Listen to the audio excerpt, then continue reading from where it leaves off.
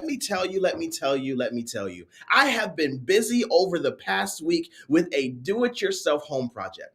You see, when my wife and I bought our home that's currently in Canton, Mississippi, there was ivy and vines all over the front yard. And if you know anything about ivy, if you know anything about vines, you know that if there's one thing about it, it is very resilient, but very, very hard to kill. It's one of those things that even if you rip it all up by hand, if you were to burn it, if you were to put Roundup on it, if you were to till it up from the root, what you can expect, what you can set your watch to, is eventually it will pop up again. No matter what you do, no matter how hard you work, no matter how much time you spend trying to kill these plants, it always seems like when you least expect it, when you think time is all over, when you think you finally snuffed out the root, it always seems like it pops back up in life to see if it still has a way to take root. If we talk about our personal lives, it's kind of like that temptation you deal with your life. You can pray on that thing. You can fast on that thing. You can cry out to God that He will remove it. But when you least expect it, every time from every once in a while, it seems like you come face to face to see if you are serious about this repentance thing. But let's get back to my story here. You see, we finally got all the vines out, and it was time for us to plant new grass. You see, there were different parts of our yard, and different parts of our yard require different types of preparation. Let me tell you what I mean. You see, there were some easy parts that were already taken care of. The ground was already turned over, it was raked flat, it was ready to accept the sod that we had bought for it. But there were other parts of the grass that were a little bit more difficult. There was old grass already growing. Weeds had taken over some corners of the yard, and the ground had become hardened after years and years of being ignored.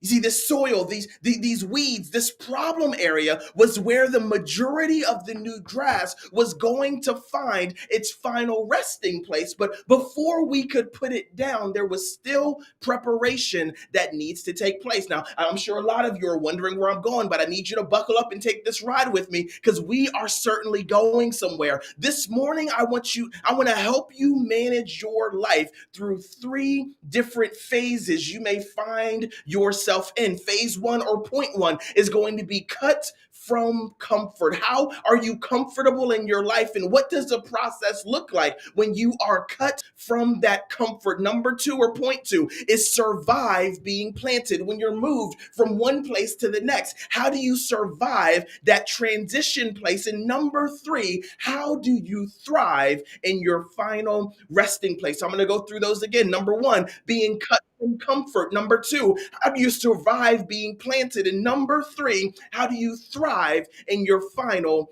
resting place? Let's dive into point number one, being cut from comfort. For those of you who don't know what sod is, let me break this down for you. Let me put on my green thumb. Let me put on my gardening hat and tell you what this thing we call sod is. You see, sod is grass that you don't have to wait to grow. To think about it as instant gratification for lawns. You see, the grass is grown under perfect circumstances somewhere else, and then it's cut up and delivered and almost rolled out like carpet at your home, wherever you want your new lawn to be. So Monday morning when you wake up, you can have a horrible lawn, but Monday evening or afternoon, after the sod has been installed, it looks like you have the best yard in the entire neighborhood. But let's dive into the process of how this sod is created. You see, before the sod arrives at your house, it spends about 18 months growing in a field. You see, it lives in this perfect grooming space where it's being watered around the clock. It's being cared for around the clock in this perfect incubation chamber. You see, it has access to an abundance of water, access to an abundance of nutrients, access to an abundance of sunlight. Everything it needs to thrive, it has right there. You see, the sod grows in a preparation phase. This is similar to how we see babies growing in the womb. Everything it needs to sustain its life through that 9-month period, the baby has within the womb, spoon fed to it. But there's this one time that happens in the life of sod. There's this one thing that happens in the life of a child when that preparation period ends.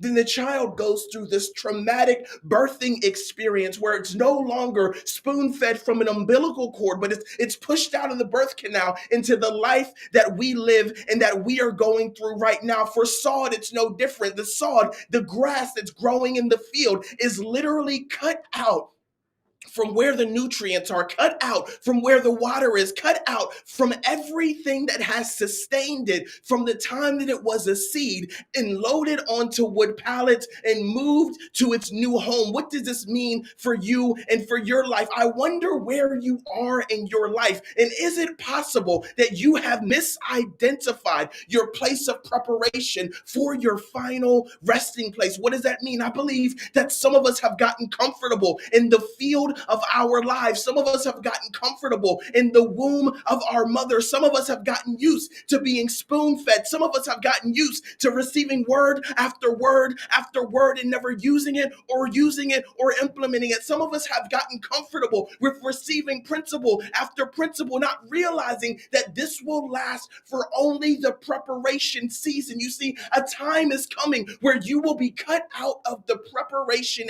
area and taken to your final resting place, not where you're going to die, not where you're going to be called to glory, but your final resting place where you will be planted to do the work of the kingdom. And you have to see that this is your season to prepare. This is your season to grow. This is your time to learn all you need to learn that will carry you through the next field, through the next phase of your walk and through your journey. Because at some point in time, at some point, much like that baby in the birthing canal, it'll get evicted from that stomach that they're growing in. Much like the sod in that field, it will get cut from the place that it will be and transplanted into the place where it would ultimately find home. And you will have to figure out how to make ends meet. But I hear some of you not believing me. So let me give you some Bible to back this up. Turn with me to 1 Samuel chapter 16, verses 10 through 13. That's 1 Samuel chapter 16, verses 10 through 13. We're talking about David. And in this story, it says Jesse has 7 sons pass before Samuel. Samuel is the prophet of the time. Samuel is the man that will ultimately decide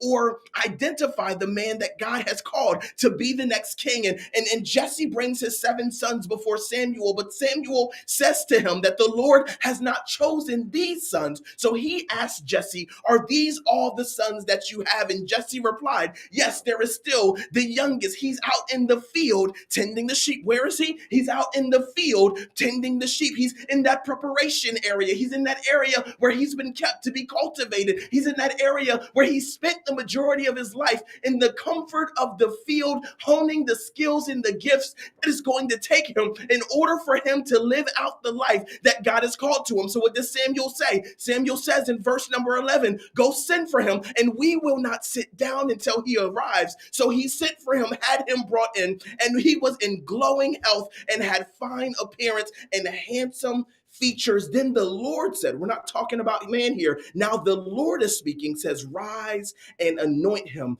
for he is the one. So Samuel took the horn of oil and anointed him in the presence of his brothers. And from that day on, the Spirit of the Lord came powerfully upon David. Then Samuel left and went to Ramah. You see, we find Samuel at the home of Jesse, the looking for the one that God wishes to anoint for king. And Jesse has all of his sons pass. And we find out that it is none of the sons that the father thought it would be. In fact, it is the son that is still out in the field, yet to be cut from his preparation place and moved and transplanted to where God wants him to be. I wonder if that's a testimony for someone where you think that you've missed out. You think that the time has passed you by. You think that everybody else is getting the opportunity. Everybody else is getting a blessing. Everybody else is getting what you believe you ought to get. But God has said, I haven't forgotten about you. You're still in the preparation area. I haven't left you. You're still in the preparation area. You have enough time to gather everything you need that will sustain you for the next period, the next year, the next decade, the next decades of your life. If you would just find yourself and absorb all you can while you have the luxury, get this, the luxury of living in the preparation area of the field. You see, because what we're going to go into next is the transition period. And what we're going to find out is yes, although the preparation period is the perfect opportunity, although the preparation period is the perfect environment, once we start transitioning from where we were prepared to where we're ultimately going to go, you may find yourself wanting to get back to the perfection, to the sustenance, to the provision of what we once had in the preparation area. But let's go ahead and transition. Let's talk about being cut from comfort. Let's talk about transitioning over into point two, which is the transition period. Let's go back to our example of sod. So the sod spent 18 months in the perfect environment. And at the right time, this sod, this grass that's been born, that's been taken care of in this perfect field is cut up from the ground. What do I mean by that? Not cut or lowered, but there's literally a blade that goes about 2 inches under the grass and cuts the root, cuts all the dirt, cuts the grass as well, and takes it and rolls it up like carpet so it can be transported on a hot truck to the Lowe's or Home Depot of your choice. Think about that. This particular plant is going from this perfect environment where it's growing and everything is provided for it and everything is perfect and everything is the way that it should be. In one fateful morning, it's literally ripped from the root, from the place in which it's all that it ever known. It's cut up. It's loaded into a hot transportation truck. It then sits for days or maybe even a week in a Lowe's or a Home Depot parking lot waiting for you to buy it and bring it home. It's then transported again to someone's front yard where it sits waiting to be planted. It goes from being watered all day, every day, on time, every time to a hot and baking truck. It goes from the controlled temperatures to sitting in the hot sun on a pallet. Some of you are walking in this state of transition. You've gone from an incubator of comfort. You've gone like in the field, like David was a shepherd in the field. You've gone from a place where everything was perfect. Everything was worked out. You had your favorite boss at work. You've had your favorite coworker show up with you every day. You were the best student in the classroom. Everything was working out the way you wanted to until that transition period began. And then you saw some weird stuff happen. You saw your favorite boss get fired. You saw your coworker get reassigned. Maybe your spouse left you. Maybe your children are acting funny. Maybe everything around you seems like it's being pulled apart. Everything that you once felt comfortable with is now being ripped up from the root around you. You find yourself in this transition period. But here's the key. Here's the key. Here's the key. When we go back to our sod example, this grass isn't just ripped up, but the grass is ripped up with enough soil, with enough nutrients, with enough sustenance around it based upon the environment that it came from, enough for it to sustain itself through the journey. What in the world does that mean for my life, Minister Brown, when I'm going to bring it home into your front yard for you? If you are working within your preparation period, it's not just a waiting period. It's not just a place where you play second fiddle. It's not just a place where it's meant to be boring. This is the proving ground where you'll get everything you need to receive to sustain you through the transition, which may be tumultuous, which may be difficult, which may have some ups and downs. It will give you everything you need to get through that period to the point where you can be planted in the ultimate will of God. So what do you need to do if you're in this preparation period? That means you need to be in your word. That means you need to be on your knees praying. That means you need to be absorbing every lesson, absorbing every story, absorbing every piece of wisdom that God is bringing you to through the situations and circumstance you're experiencing. So when it comes time for you to be transitioned from where you are to where you're going, transition from what your yesterday was to what your tomorrow is, transition from where you are in your learning place to where you are going to be in your working place, you will have enough within you to sustain you through what could be the dry season, through what could be a difficult time, through what could be a season where you find yourself riding around in a hot truck on your way to Home Depot like this grass instead of being in the field where everything was once spoon fed to you. Let me show you where this is in the word. You got to follow me here. We're going to 1 Samuel chapter 17. We're jumping down first to verse 20, and then we're going down to verse 26. So we're talking about this transition season. We're talking about the life of David, where he started out in a field. Samuel calls him out, anoints him, then sends him back to the field for some more preparation work. But now we're going to figure out and find out what this transition looks like, what this moment looks like, where he is pulled out of the field and put into a place where he is on his way to his final resting place. Not where he's going to die, but where he's going to work for God for the rest of his life. 1 Samuel chapter 17, verse 20. It reads like this. It says, early in the morning, David left the flock. Get that? David left the flock. Where was the flock? In the field. Much like we're talking about this sod getting cut out of the field. Early in the morning, David left the flock in the care of another, in the care of a shepherd, loaded up and set out. That kind of sounds like that truck we were talking about going to Lowe's and Home Depot. Let me get back into the Bible. It says, early in the morning, David left the flock in the care of a shepherd, loaded up, and set out as Jesse, his father, had directed. He reached the camp as the army was going out into battle position, shouting out the war cry. So we're jumping down to verse 26. Verse 26 says, David asked the men standing near him, what will be done for the man who kills this Philistine and removes this disgrace from Israel? Who is this uncircumcised Philistine that he should defy the armies of the living God? He says, early in the morning, David left what he was comfortable with. David was told to leave this field. David was plucked, was cut out of the field in which he spent so much time in as he was being prepared for this moment.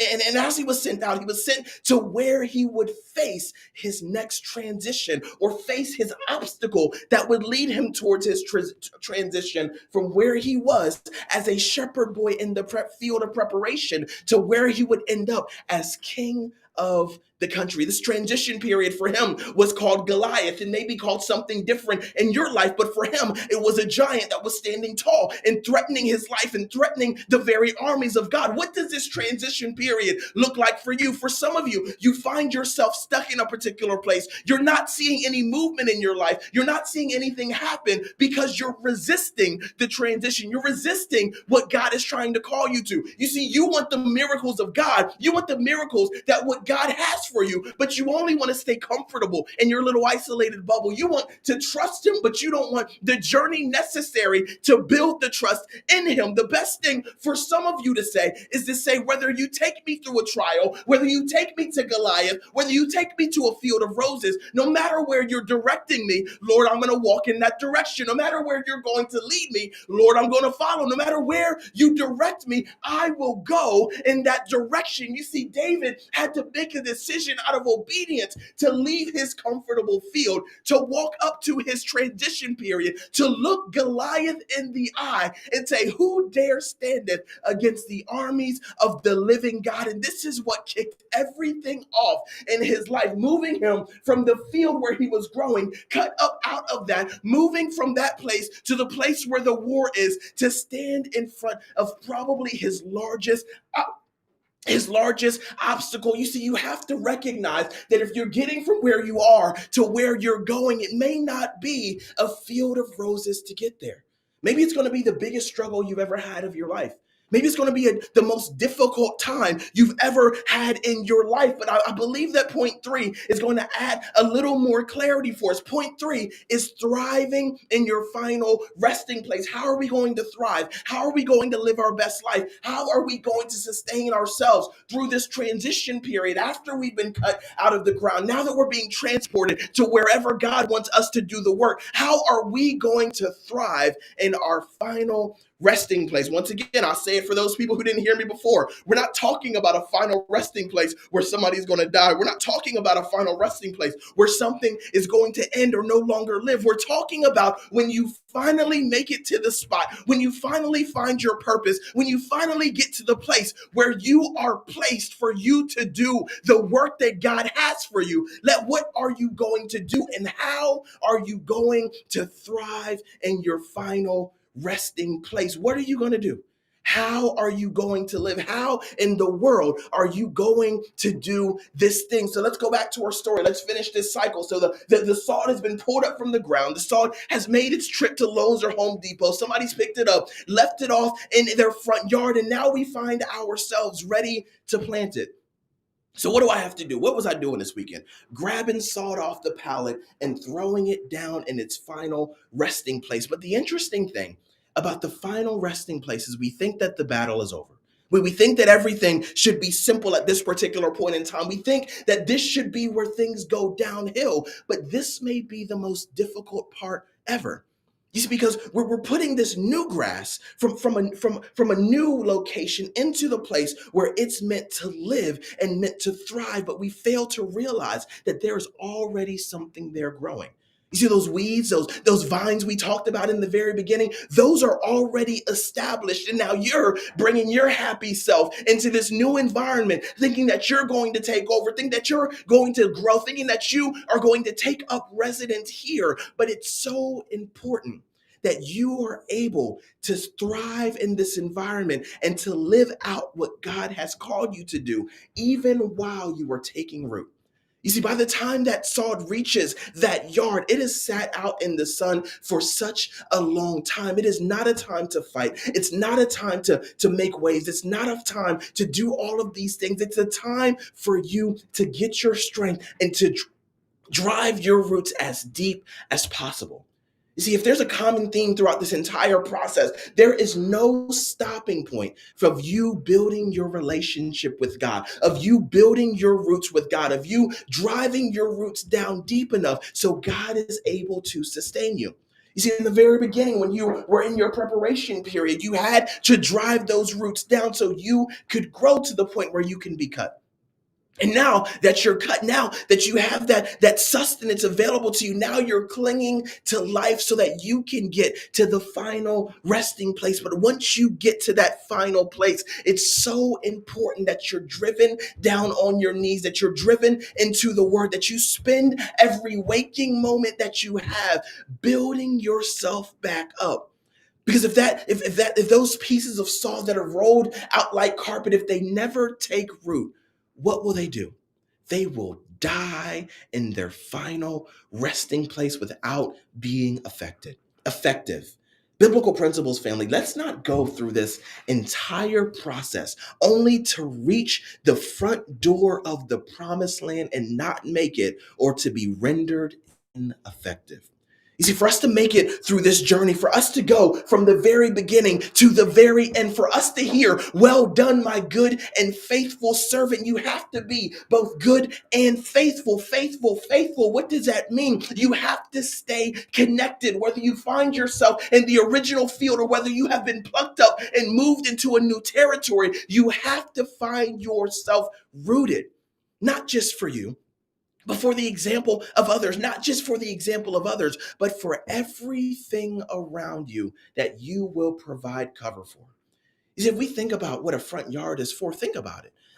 Many of us use our front yards as places where children can play, places where our dogs may play, places that make our home look beautiful. But if that particular piece of salt is ineffective and dies because of its inability to sink its roots down low in that particular yard, how many other people are affected?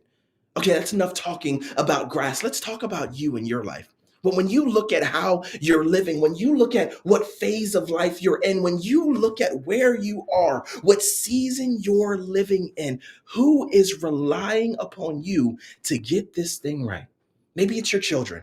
Maybe it's your spouse.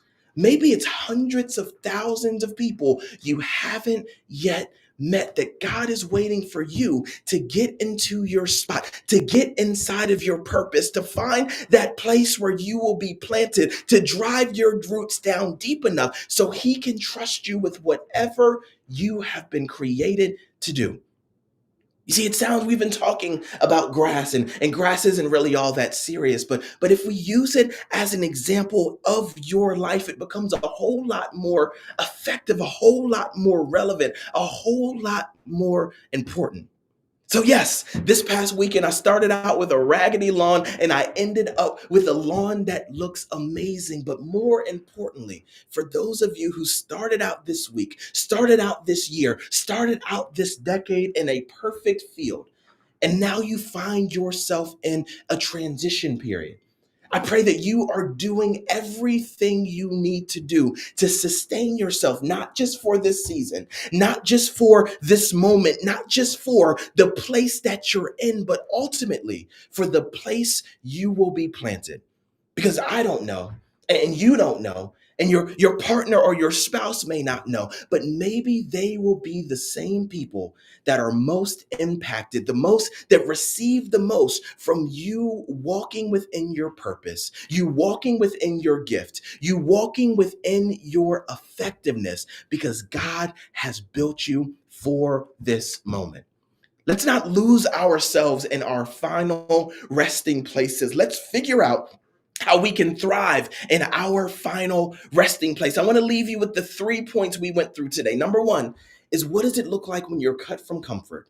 Number two, how do you survive being planted? And number three, how in the world are you going to thrive in your final resting place?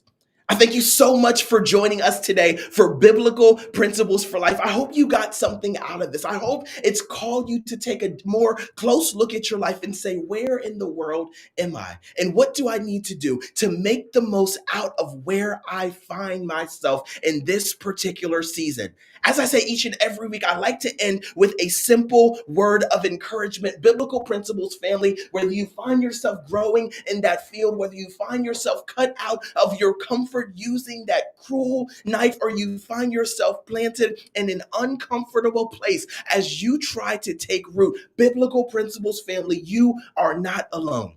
God sees you and you are doing a good job. But as I say every single week, there is more work for not just you, but for us to do. I hope you have an amazing Thursday morning. And I can't wait to see you this Sunday at 11 a.m. at the ordination service. And then later, for those of you who I may not see, next Thursday morning for another Biblical Principles. Have an amazing Thursday morning, and I'll talk to you soon.